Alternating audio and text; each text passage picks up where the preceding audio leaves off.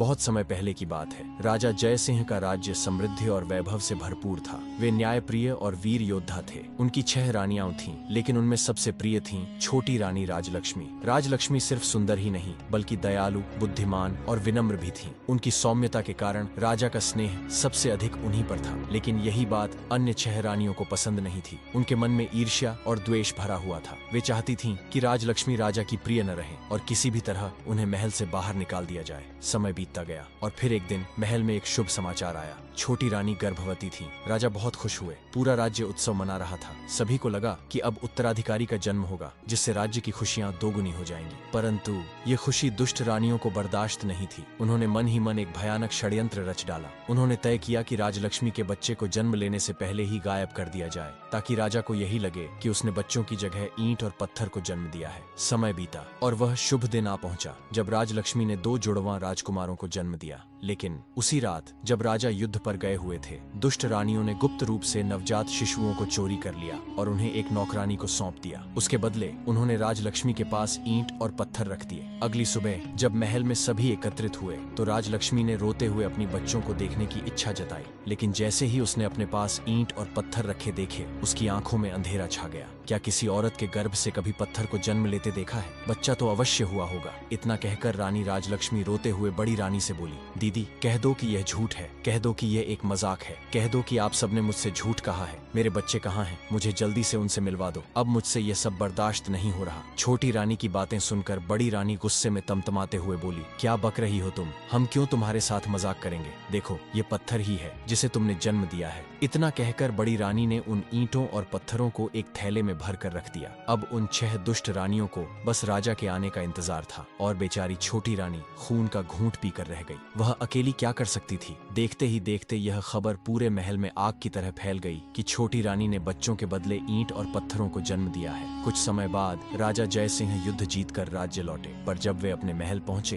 तो प्रजा का हाल देखकर हैरान रह गए। जिस प्रजा को उनकी जीत का जश्न मनाना चाहिए था, उनके स्वागत में नाचना गाना चाहिए था, वे सब गुमसुम और उदास दिख रहे थे। यह सब देखकर राजा असमंजस में पड़ गए। वे सीधे राजमहल पहुंचे, जहां बड़ी रानी सहित सभी 6 रानियां उनके स्वागत में खड़ी थीं। उनके चेहरे पर अजीब सी संतोष और खुशी झलक रही थी। लेकिन छोटी रानी राजलक्ष्मी का चेहरा मुरझाया हुआ था। राजा ने चौंक कर पूछा, रानी, तुम्हारा चेहरा इतना उदास क्यों है? छोटी रानी कुछ कहती, उससे पहले ही बड़ी रानी बोल पड़ी, महाराज, चेहरा तो मुरझाना ही था। आखिर इसका भेद जो खुल गया है। राजा चौंक कर बोले, भेद? कैसा भेद? साफ साफ बताओ, आखिर हुआ क्या है? क्या रानी का प्रसव ठीक से हो गया था? दुष्ट रानी दुख का ढोंग करते हुए बोली, महाराज, हमें ठग लिया गया है। हमारे साथ बहुत बड़ा धोखा हुआ है। यह भोली सूरत वाली रानी राजलक्ष्मी एक झूठी, मक्कार और धोखेबाज औरत निकली। ये धूर्त स्त्री गर्भवती होने का नाटक करती रही, जबकि यह कभी गर्भवती थी ही नहीं। इसने सभी को बेवकूफ बनाया। महाराज, जब प्रसव का समय आया तो इसने बच्चों की जगह ईंट और पत्थर जन्म दिए। इतना कहकर बड़ी रानी ने राजा के सामने वह थैला खोल दिया जिसमें ईंटें और पत्थर थे। यह सब देखकर राजा का चेहरा लाल हो गया। वे गुस्से में बोले, बड़ी रानी, आप क्या कह रही हैं? भला किसी औरत के गर्भ से ईंट और पत्थर पैदा होते हुए देखा है तुमने?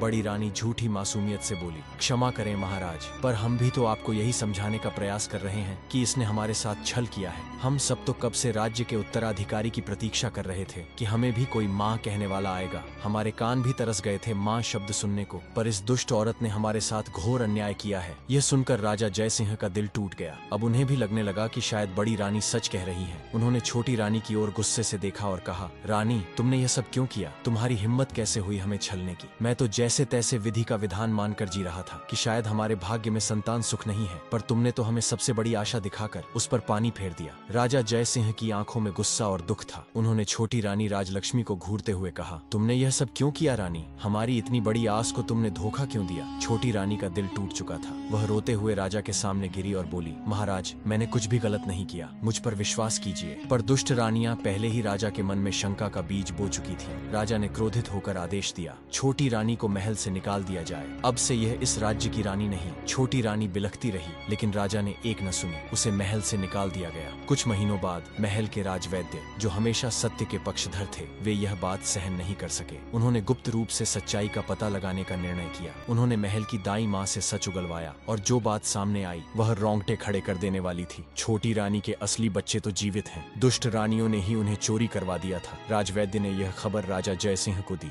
राजा को यकीन नहीं हुआ, लेकिन जब उन्होंने गुप्त रूप से खोजबीन करवाई तो उन्हें पता चला कि उनके 2 जुड़वां राजकुमार जीवित हैं और एक गरीब वृद्धा के घर पल रहे हैं। राजा यह सुनकर हैरान रह गए। उन्होंने तुरंत उन बच्चों को राजमहल लाने का आदेश दिया। महल के दरबार में सभी रानियां उपस्थित थीं। राजा ने कठोर स्वर में कहा, आज मुझे अपने असली उत्तराधिकारियों से मिलना है। और तभी दरबार में 2 नन्हे बालक लाए गए जो बिल्कुल राजा जयसिंह जैसे दिखते थे। राजा ने उन्हें गले से लगा लिया और उनकी आंखों में आंसू आ गए। उन्होंने गुस्से से बड़ी रानी और बाकी दुष्ट रानियों की ओर देखा और गरजते हुए कहा, तुम सबने मुझसे और मेरे राज्य से इतना बड़ा धोखा किया। तुम्हारी सजा सिर्फ मृत्यु हो सकती है। डरी हुई बड़ी रानी और बाकी रानियां राजा के पैरों में गिरकर माफी मांगने लगी, लेकिन राजा ने उन्हें आजीवन कारावास का दंड सुनाया। राजा खुद अपनी छोटी रानी को लेने गए। जब राजलक्ष्मी को राजा के आने की खबर मिली, वह हैरान रह गई। राजा उसके सामने नतमस्तक हो गए और बोले, रानी, मैंने तुमसे बहुत बड़ा अन्याय किया, क्या तुम मुझे माफ कर सकोगी? रानी की आंखों में आंसू आ गए, लेकिन उन्होंने राजा को क्षमा कर दिया। राजा उन्हें सम्मान पूर्वक वापस महल लेकर आए। अब पूरा राज्य उत्सव मना रहा था। महल में चारों ओर खुशियां ही खुशियां थीं। छोटी रानी राजलक्ष्मी अब रानी महारानी बन चुकी थी और उनके दोनों पुत्र भविष्य में एक महान राजा बनने वाले थे। सत्य परेशान हो सकता है, पराजित नहीं।